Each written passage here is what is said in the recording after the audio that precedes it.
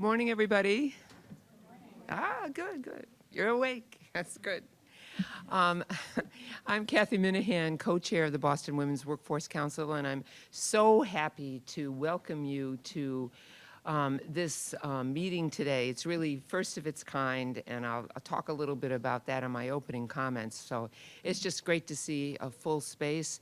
It's also wonderful that the CIC is hosting us. It's nothing like the Innovation Center, Cambridge Innovation Center. That's what CIC stands for, I was told. Innovation is what we've been all about at the Boston Women's Workforce Council, so it's thrilling to be here in this space with this program today. We've got a lot of notable people in the audience. I won't run down the list, but one I would really like to point out, and that's Kim Churches, who's head of the American Association of University Women, AAUW. Hope I got those in the right order. Good. Kim has been, and the AAUW have been so engaged in very many of the same things we are, particularly educating women, negotiations and salary negotiations and so forth. So we're just pleased to have her as a partner, and her organization's in Washington, and so we get some national look at things through Kim. So thanks a lot for being here. As most of you know, the Boston Women's Workforce Council came into being several years ago with a goal of making Boston the best place in the United States for working women by closing the wage gap. Our work is a private-public partnership. Mayor Walsh and his team, Brenna, where are you? Brenna, right there, are just, and her colleague, Tanya Del Rio, who's home with her second child, so we're giving her a leave from this, you know. Anyway, they're just tremendously supportive and a fabulous partnership between the BWWC and our supporters and the mayor's office. And our supporters, of course, are all of you. Private sector companies who've signed the 100% Talent Compact, providing us funding. You know, nothing works without the money to buy the coffee. And we are also turning to you increasingly, and today is a perfect example, to share practices so that all of the signers of the compact can learn and can change. Our goal for 2019 was to work with compact signers to develop major, actionable, and measurable initiatives to address gender equity. We kicked off the year with what we called an ideathon. Some people like to think of it as a hackathon. It depends on how old you are, whether that term resonates with you or not. But anyway, that was encouraging members that were there at the conference to develop quick ideas for change around a table. I think it showed that the appetite for change was significant, especially among our millennial workforce members. But the ideas developed on the fly that day simply whetted our collective appetites. Where were the big new ideas, and how could we find them? To answer those questions, we launched the process we're celebrating today, a contest to develop the best innovative initiatives that will both solve gender equity problems and be useful to a wide range of companies, big, small, various industries.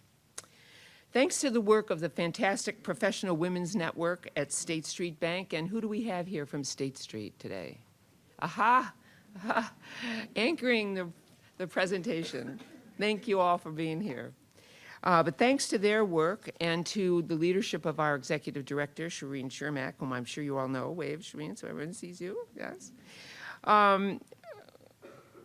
We had by June 1st dozens of applications from compact signers, large and small, across many industries.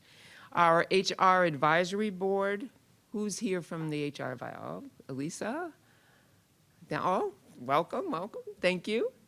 Helped us in the difficult process of choosing the winners, and we had 4 categories: shortening the time to promotion for women, closing the gap in total compensation, advancing women of color, and increasing the ratio of women in senior management and on boards.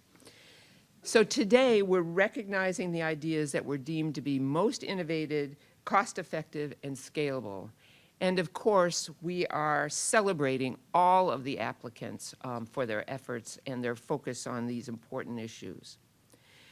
Now, to help us, we have with us today, we're very fortunate today, to have Executive Vice President and Chief Risk Officer at MassMutual, Geoff Craddock. Now, MassMutual is one of our 5 major sponsors, and we owe them so much, and they've been so involved in so many of different ideas, both from an HR perspective and a technology perspective. So I want to welcome Geoff to the podium here to share his thoughts about this issue. Chief Risk Officer and Women's Equity. Maybe you could explain that. Thank you.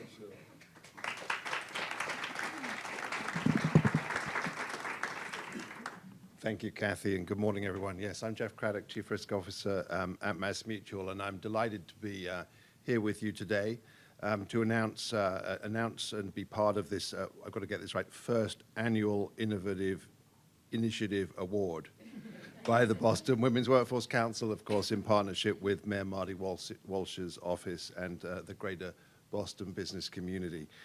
So, you know, I'm proud of everything that you all done. I mean, clearly everyone here has showcased innovative approaches around these important topics at their companies.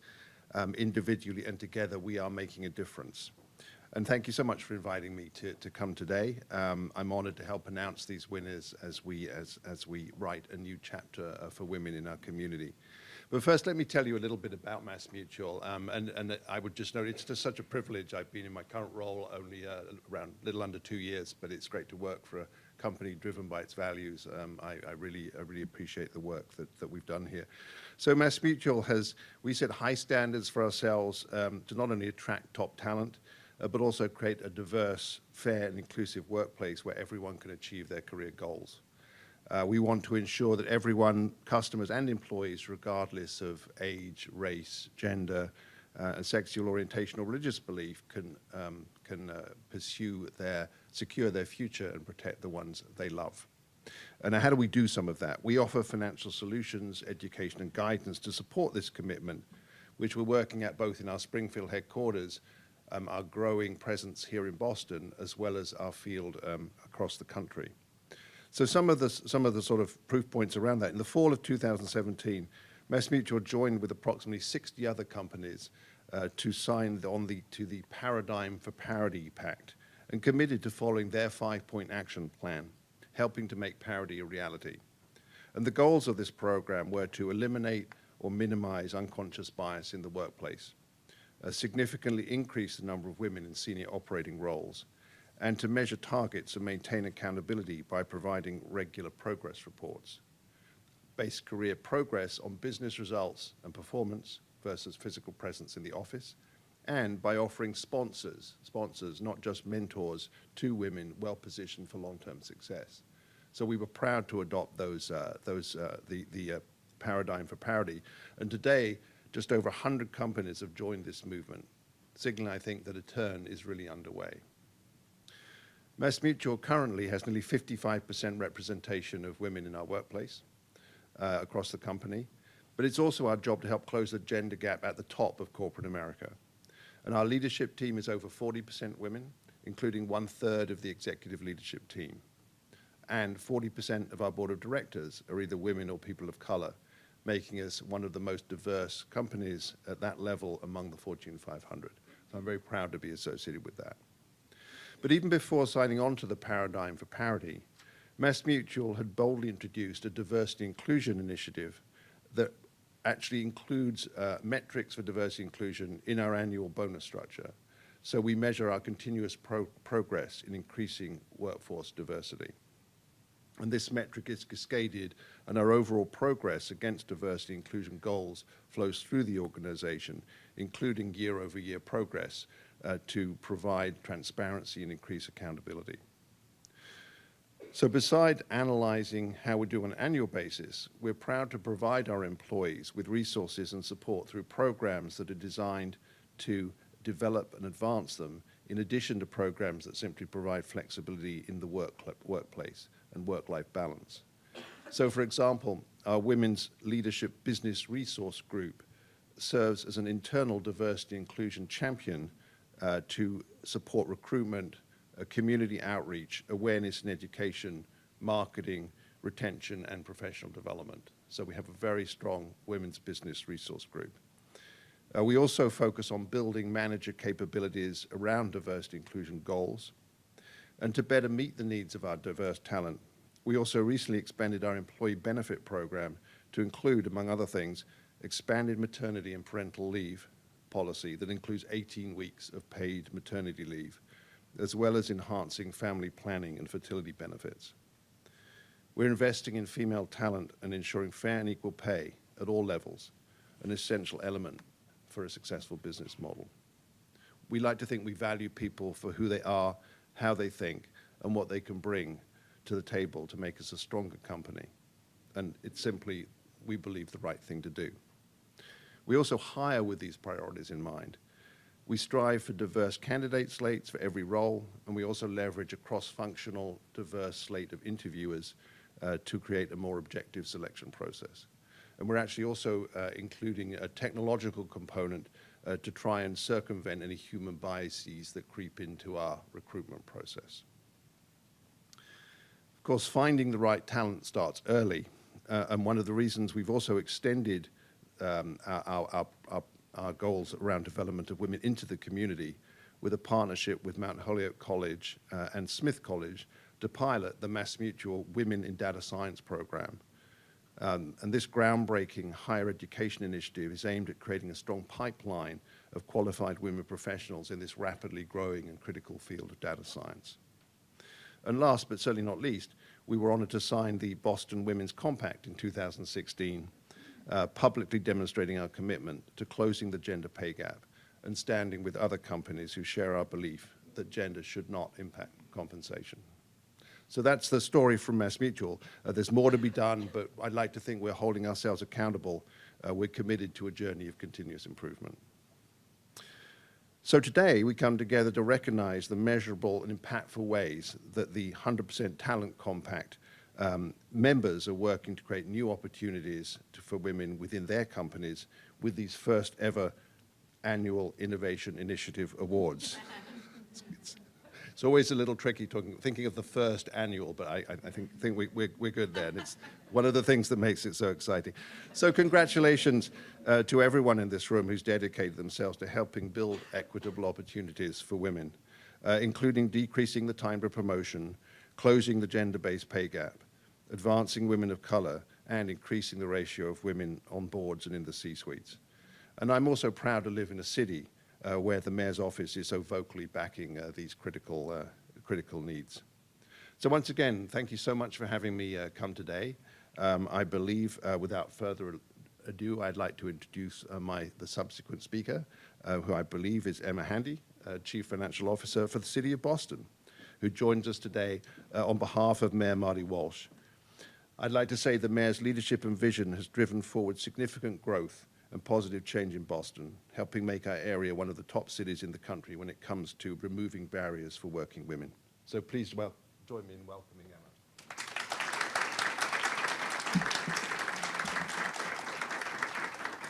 Good morning, everyone. I was hollering at my daughter to get her out of the house this morning, so please excuse my hoarse voice. I'm going to try to read my notes from my phone this morning, so we'll see how this goes. I am not texting while talking, so thank you, Geoff. I'd also like to thank the council co-chairs, Evelyn Murphy and Kathy Minahan, and the executive director of the BWWC, Shreen Sharmak. And I'd also like to acknowledge any of the City Hall folks who are here today. I know that Jerica Bradley from my office, who's the city's new director of alternative finance, is here and is one of the women leaders that has really risen through the ranks very quickly and working on complicated, interesting projects for the city.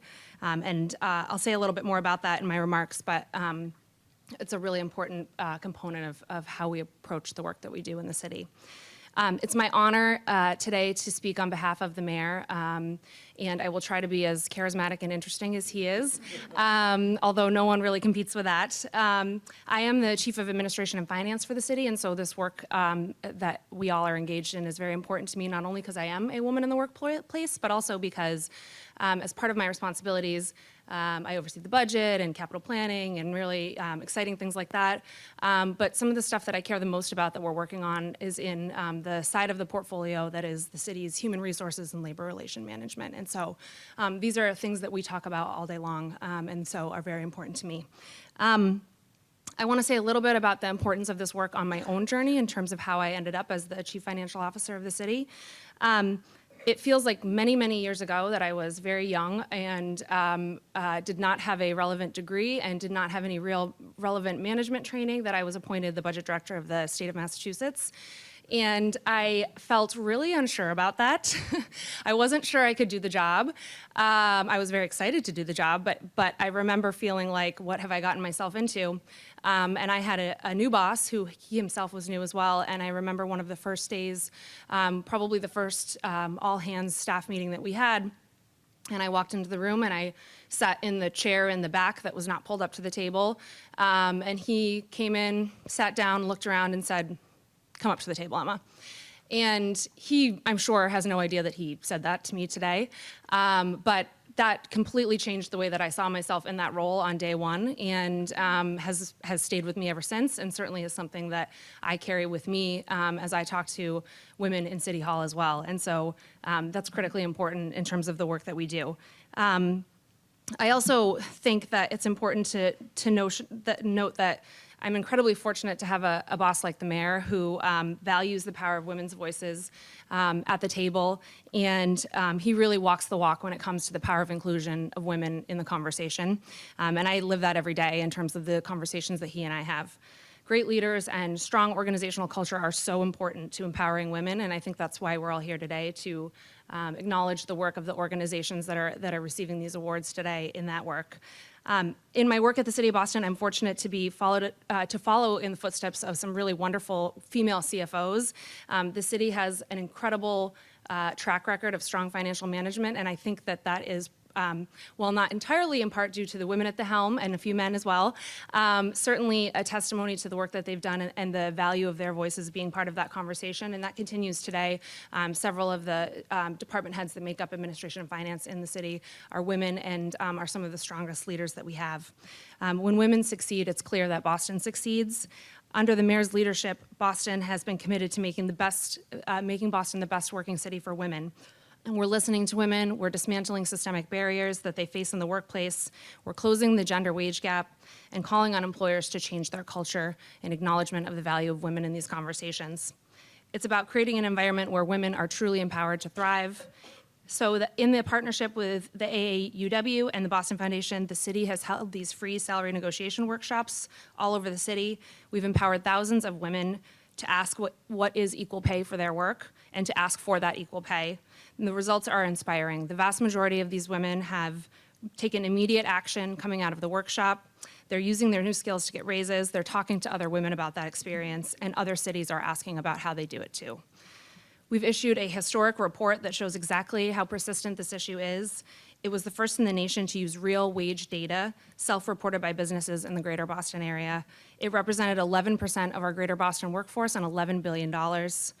And it showed a 23-cent wage gap for women in Boston, and that number was even greater for women of color.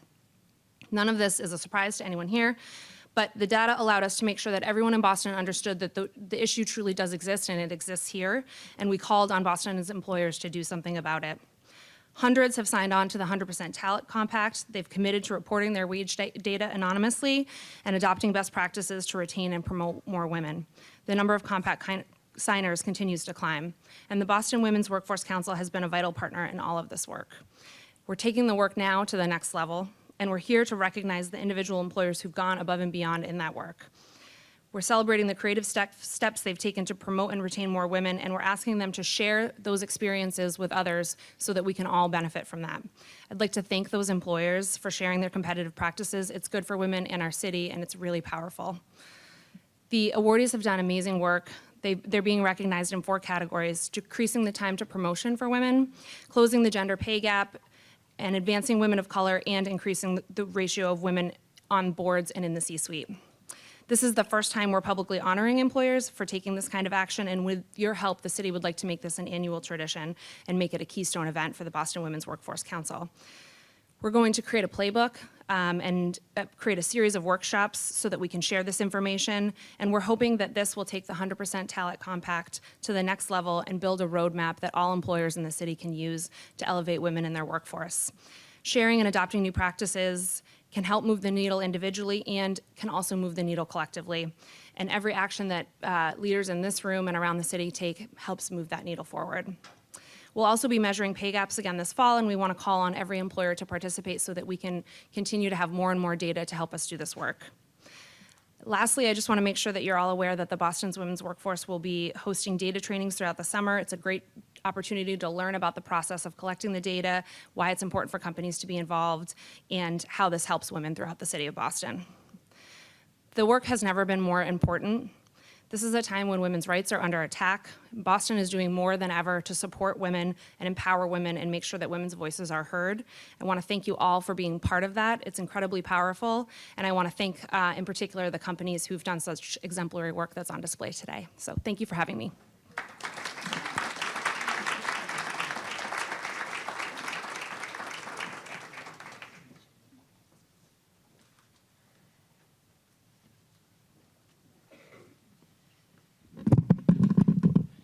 Morning. Not set up for people of my height. Good morning. I'm Shireen Shermack. I'm the Executive Director of the Boston Women's Workforce Council. It's great to see so many familiar faces out here today and so many folks and employers that submitted applications for today. As some of you probably know, I've been leading this team just about a year now, and it really does feel like the season one of BWWC for me and for us.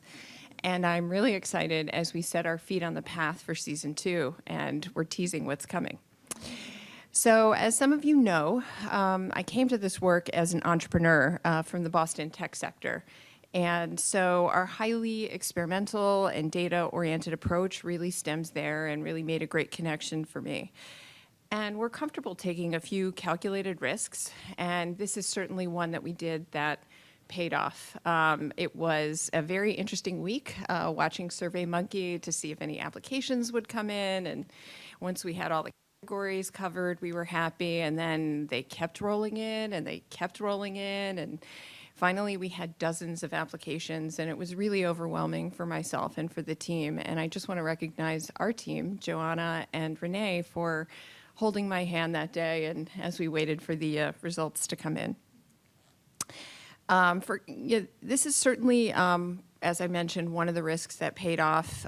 Kathy mentioned the hackathon that we did earlier in the year to really get this process going of uncovering ideas and new thinking so that we could have something to add to the books that have already been passed around and that people should already be doing and know about. And a lot of those practices have been adopted, but a lot of them are reacted to with questions like, well, how do I make this real for my company? How much is this going to cost me? What does this do to my budget if I actually pay the women the same as the men? So it's been a very interesting process to try and come up with the things that have a high ROI, haven't been done before, and are really implementable across companies. So that's actually where we got the criteria for winners. So we're awarding initiatives with measured results, high ROIs that are already in place at compact signers, so we know they can be done. We went outside the box. We were rewarded with the dozens, and we clearly tapped into something, a need and a desire to help, and we were really proud of that. So, as one of my favorites, Katharine Hepburn said, if you obey all the rules, you miss all the fun. So I'm really glad we took some risks this year. You'll also note on the screen and in your handout flyer that there's a hashtag for the event. Right at the bottom here, Innovate BWWC. We hope you take some great selfies in the back after the event when you're networking and put them up online. Please take a photo of your winners. Post those as well with the hashtag. Our marketing and events manager loves that. So moving on to some thank yous. I want to make sure that we recognize today every company that submitted an application. So as I mentioned before, we received 23 companies with 26 initiatives total. They were allowed to submit more than one. application, and this is the group. And it's an impressive group in that you see companies large and small, technology, education, hospitals, really everybody kicked in this process. So I want to read the names off because I want you to remember that they did this.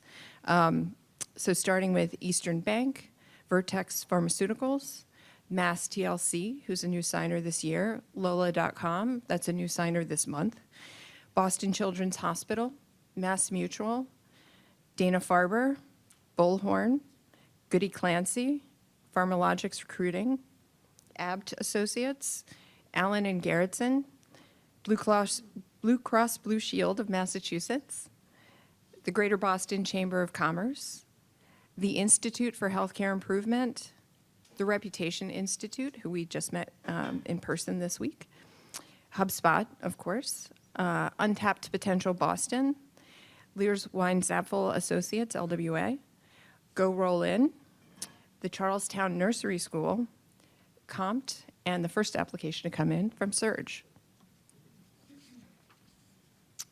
So we have some more thank yous to give. I'm lucky this morning I get to do all of the gratitude. So before we get started with actually announcing the awards, I want to talk to you a little about some of the teams that helped us get to this point. So as you've heard me say, we had all of these applications rolled in, and now what do we do with them? We have to read them, assess them, and make sure we're surfacing the right ones. So I'd like to thank two key stakeholders in the process. A few months ago, we started to construct an HR advisory board, and our anchor members, Robin Antonellis, Stephen Denny, and Elisa Van Dam, who are, I think, all here today, helped us with their recommendations and their seasoned experience to help us differentiate between initiatives that everyone is doing and initiatives that really are cut above. And I'd really be remiss not to thank the State Street PWN once more, because they really supported us through this process. They helped us create the questionnaire, helped us create the scoring sheet, and actually did the initial triage scoring of the applications. So thank you so much to that team. And of course, thank you so much to the CIC for bringing us in today. I'd also now like to welcome back Geoff Craddock, and former Lieutenant Governor and BWC co-chair Elizabeth Murphy to give out the awards. And Evelyn, how did I say that? Ev and Geoff to come up. And is Emma going to be joining us as well? Or no? Okay. So at this time, I will read out the winners. So please come up for a picture, and please come over to the podium and tell us a few sentences about how you achieved your results. And the awards go to. Okay, in category 1, which is decreasing the time to promotion for women, the award goes to Pharmalogics Recruiting for their initiative in wage transparency. They are in professional, scientific, and technology services. And I'd like to call up Megan Driscoll or any members of your team that are here today.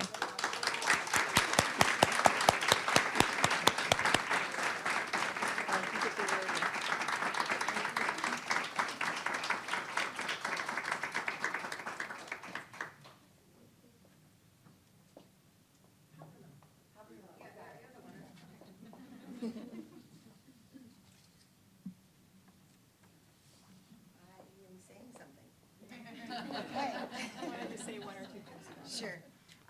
So Pharmalogics has been committed to women in leadership since its beginning in 2003. In the last 5 years, I think it's been something that we've really been promoting and talking about. I'm proud to say that we are a company that has over 60% of our staff is female and 75% of our leadership is female, and our board is made up of 50% women. So it's really exciting. And this initiative is we are working on a piece of legislation. It was actually just written this week. So we're working with Josh Cutler out of Duxbury, South Shore, and we're really excited to push that forward for probably the 2021, I think is what we're looking at, but unfortunately. But it's really exciting. It's about wage transparency. We have a website called www.wagetransparency.org, and it is about promoting the idea that women should have the ability to ask their employers for their salary range of the job that they're in, and the employer should be required to give that. And that allows women to have a conversation and discuss where they sit within that, and it gives them more power in that negotiation. That's it. Thank you. Thank you.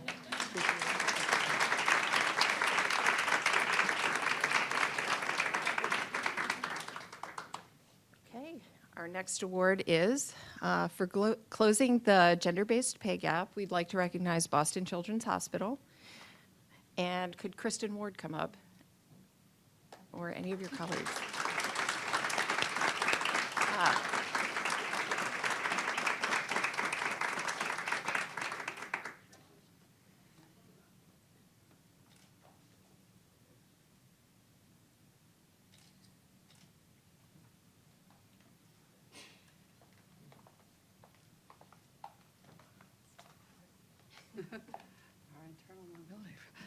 Good morning, everyone. I'm Ellen Rothstein. I am the VP of Human Resources. Kristen Ward, if you just stand up for 1 second. Kristen's been incredibly involved with She's been incredibly involved with the BWWC, and we're here today really because of her bringing us, encouraging us to participate in the Innovation Awards. So I want to just call her out and say thank you for that. Just very briefly, I am actually new to the role of VP of Human Resources, so I guess I am an example of what everyone in this room is goal is to increase women in positions, senior leadership positions in the hospital. I'm also just proud to say Children's Hospital was one of the initial signers of the compact, and in my prior role had an opportunity to really be involved with that and promoting that. So I've been in on the ground behind the scenes at Children's as part of these initiatives. With respect to our internal mobility program, just to say very briefly, you know, we're a tertiary, quaternary facility, which means we deal with really, really specialized cases. And one of the challenges that we have with serving that patient population is finding really, really qualified applicants, women and diverse applicants who are qualified. And our leadership long ago said it's not enough to just say we can't find those people out in the workforce. We have to do better than that.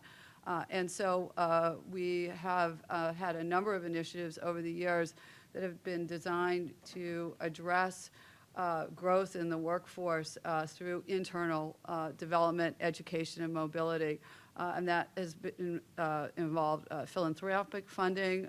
We actually got a sponsor, created the Lattice program many, many years ago to help grow our nursing population from people coming in who might have started out in non-nursing jobs, and giving them not just educational resources, not just financial resources, but the kinds of hands-on mentoring that you need to succeed when you're trying to balance an existing job, family life, and going to school. And we've used that model in multiple other programs because we know that in order to really increase women and minorities in the workforce, you have to have that kind of hands-on, one-by-one approach. So our most recent initiative is our internal mobility program.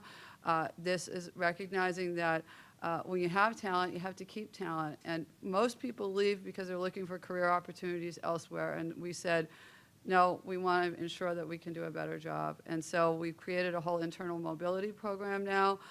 This pairs a senior level recruiter with an individual, looks through all of the jobs that we have, looks through that person's skills, helps to build their resume, and find them opportunities throughout the hospital. So this is our latest attempt to try to increase our skilled workforce at multiple levels. So thank you for the opportunity.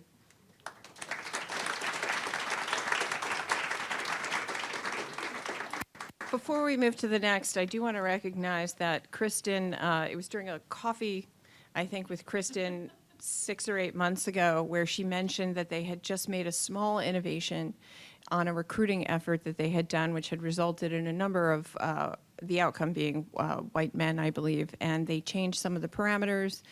For example, the types of schools or the names of schools that they were recruiting from to be non-historical sources. And the results of that one simple event were so profound, I thought we should collect up a book of these and hand them out to members. And this is what that became. So thanks so much, Kristen. So we're on to the next award for Advancing Women of Color. And I'd like to invite up Habas Rojas from HubSpot, from the Professional, Scientific, and Technology Services vertical for their initiative, Women Who Lead.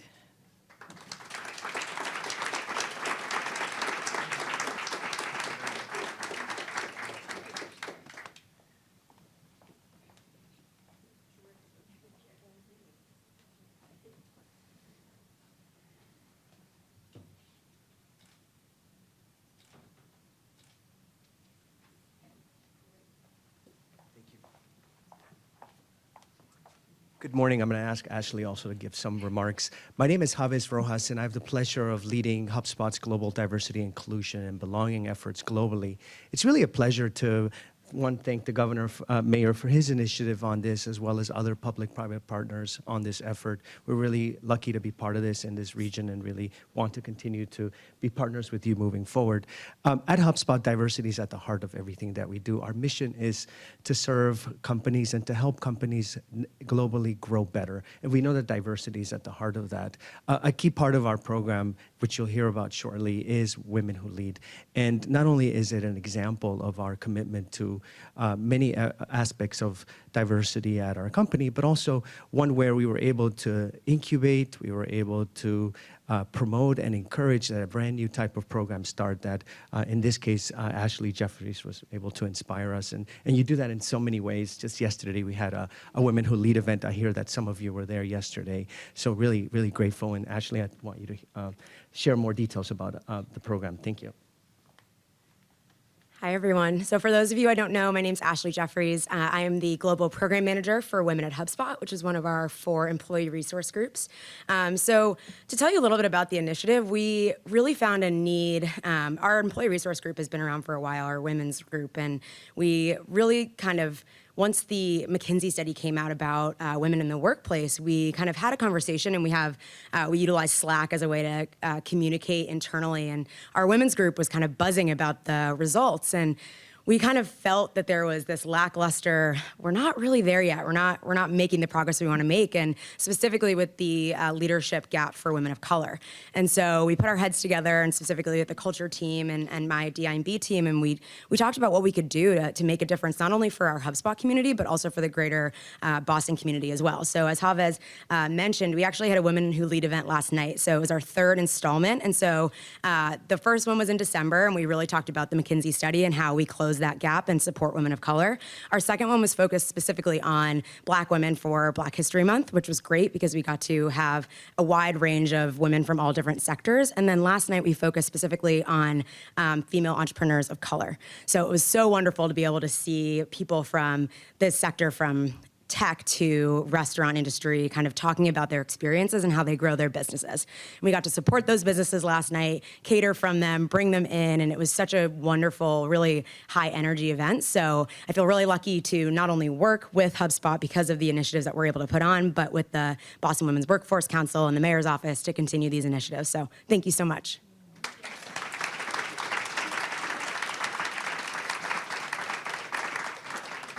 One thing I'd like to also mention about that initiative is that I think you targeted a couple of dozen folks for your events, and I think the first 2 events had 950 women sign up.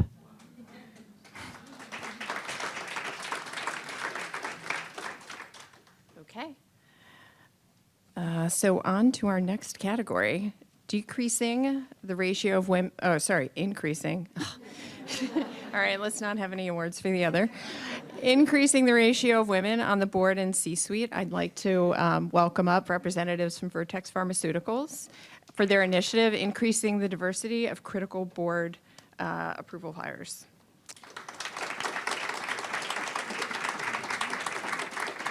It's Mia and Emma.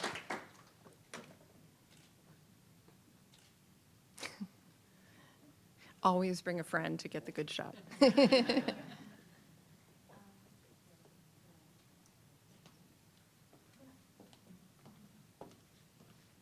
Wow, I actually didn't know we were going to talk, but I do have some talking points. This is great. I think at Vertex, I joined a few years ago, and I would say you could walk our hallways and you could kind of look around, and diversity is at the center of everything we do. It's a small biotech company. We are about innovation, and innovation comes from diversity of thought, and I think we celebrate that. So how did it start? A few years ago, Geoff Leiden, our CEO, along with the executive committee, had decided they were going to start tracking key critical positions within the company. But they went one step further. They decided, in addition, we're going to look at diversity when we look at these roles. And they did, and then they took that to the board, and it's something that's tracked at the board every year. So what have we done? And it's funny, if I was sitting and listening to what other speakers had said. Sometimes the solution seems kind of simple. It's being aware of it and doing something about it. And it wasn't a big step. It was, hey, let's look at our positions and let's see who we're hiring in these positions. Let's look at it every year. So pretty quickly we saw some changes. So in 2017 we hired our first our female CMO, Reshma Kewal-Ramani. Reshma is a superstar. She came on in 2017. She's a female member of our executive committee. We also tripled or quadrupled, I think it's tripled in 2017, our number of senior vice presidents, of which I was one, so I remember that. And then we also now have 3 women in our C-suite. So Reshma, we also have our chief HR officer and our chief communication officer. So that was some great progress. And the other thing we looked at is right now I think we're at 40% of our VPs and above are women, which if we look across the industry of our peer groups, they're somewhere hovering in the 25% range. So I think we've made some great progress there. And then lastly, when we look at our board, I think in terms of gender diversity, we're about 33%. Now, I just got these stats about an hour ago, so I remembered everything. But I think it's a great time to be doing what we're doing, and I think we've made progress and we have a lot more to do. But with the support of these kinds of groups, thank you for recognizing us. And yeah, I mean, Vertex is committed to doing more. Thanks.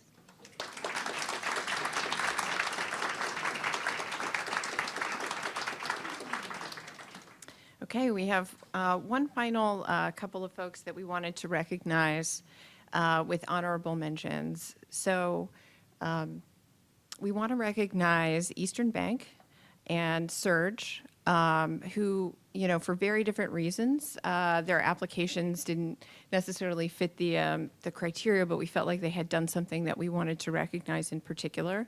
I think this is also a great almost pairing to look at, a bank that's been in this, and taken a leadership position in this space for a long time, contrasted with a startup that is determined from the very beginning to be paying equally and attracting as diverse a workforce as it can. So if Nancy Staker is in the audience, would you mind coming up? And Rakim, yeah.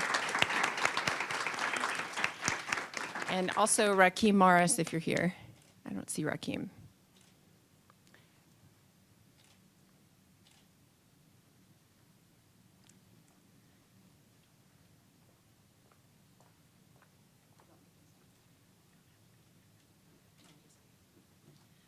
I just want to thank everybody for being here, and thank you for what you're doing, because it really makes a difference. All of us are doing different little steps, and whoever the speaker was just before me said didn't feel like a big step. That's the real key to solving this problem, is all of us taking a little step at a time in trying things and sharing them. And I think that's the best part of the Boston Women's Workforce Council. So thanks very much.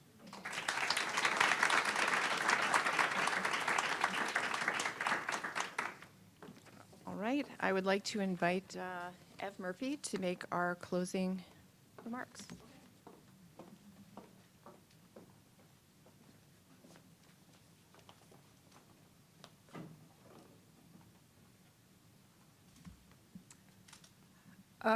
Well, first of all, thank you all for coming this morning, each and every one of you. This is a breakthrough event, and special thanks to Shireen, to Joe, to Renee, a team that has been deeply involved in this. And actually, I mean, you've heard it, but you got to grasp this. This took a lot of guts, took a lot of planning, and a lot of work. But it is a breakthrough. I don't want you to miss this.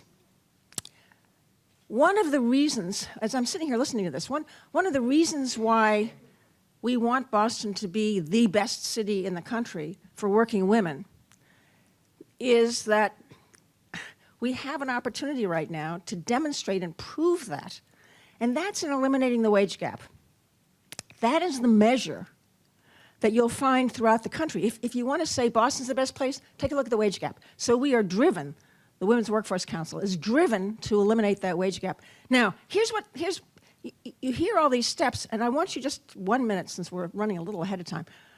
I want to digress and explain the wage gap, because most people don't understand it. And we hear it so often. We've heard it for the last 50 or 60 years. Here's the standard definition. The U.S. Labor Department, every single month or so, goes out and adds up the salaries, all the year-round, full-time working men, and then the number, and they get their average, and then year-round, full-time working women, and get their average, and then they compare that. That is the wage gap when you put the women's earnings per woman over men's. So that's putting a cone over the country. If we're going to eliminate the wage gap, we have to put a cone over every employer and look under that hood, which is what the Talent Compact does, and say, do you have a wage gap or not? And then do something about it. So what we've discovered is if you put a cone over the hood of every employer, you'll hear some of the efforts to make sure that comparing men and women in the same job or in comparable jobs, but comparing their salaries or as being fairly equal, any discrepancies explained by perhaps performance, perhaps years of qualifications and experience and so forth. But so one part of this wage gap is job comparisons. The other part, however, is this pipeline issue. And you have to solve both things. Because, think about it, you put a cone over every employer, and you are paying exactly what you should, job for job or job to similar job. But you have one woman EVP and 5 men EVPs. When you put that cone over the total earnings, you've got a wage gap. So what we're doing right now is acknowledging both things. How do you get more wage transparency so the women can see whether they're being paid fairly? How do you move women up the pipeline, and particularly women of color? So that's why these bits and pieces all fit together into an overall goal to impact our wage gap. Now, the breakthrough here is that for years we've been talking about best practices. Well, you know, they're all well-intentioned. They're all having some impact. But the breakthrough here is that we're now talking about measurable and measured impact. That's different. Now we're really talking about what are the practices that we can show have actually had an impact. So don't underestimate for a minute what happens in Boston. We all go to these breakfasts and these lunches and these dinners, and you get tired of events after a while. But here you've got a breakthrough event because for the first time we're really talking about and highlighting the kind of impact that some of these actions can have. So looking forward, the best thing and the smartest thing we can do is now think about how to take each one of these 4, these 6, all of the applications, and adapt or adopt them to the practices in your company and throughout all the signers and throughout Boston. That's when we start to make measurable change have echo effects and power and exponential effects on this wage gap. So as we follow up, we're going to be following up with as Emmy said, we're going to have both workshops so that you can consult and talk to the winners about how they did this and understand better, and also a kind of playbook or workbook that gives you the details. So that's one part of very important follow-up going forward. And we'll keep doing this over the next several years. Then we have other events coming up. There's an event next next month around male allies. We want to see that happen. You can check on the website about the events that are coming up. But I want very much for you to understand today how important all of this work is and how much of a breakthrough it is in understanding the mechanics about how we make measured change in Boston. And for me, it's very exciting. So I thank you very much. Thank you for the hard work on all the applicants' parts as well as the staff, and enjoy the morning. Thank you.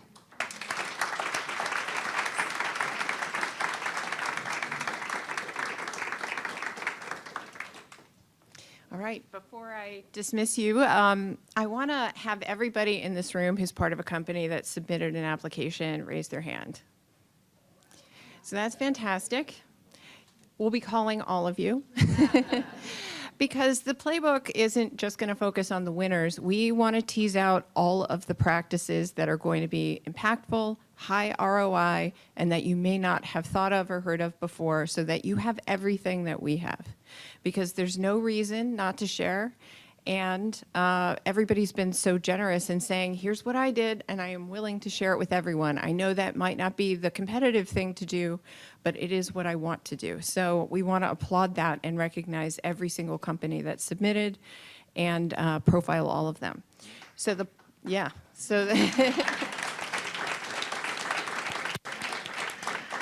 so you can look forward to the playbook coming out hand in hand with our new wage gap measurement in the fall. So as you all know, that process is kicking off in July with training.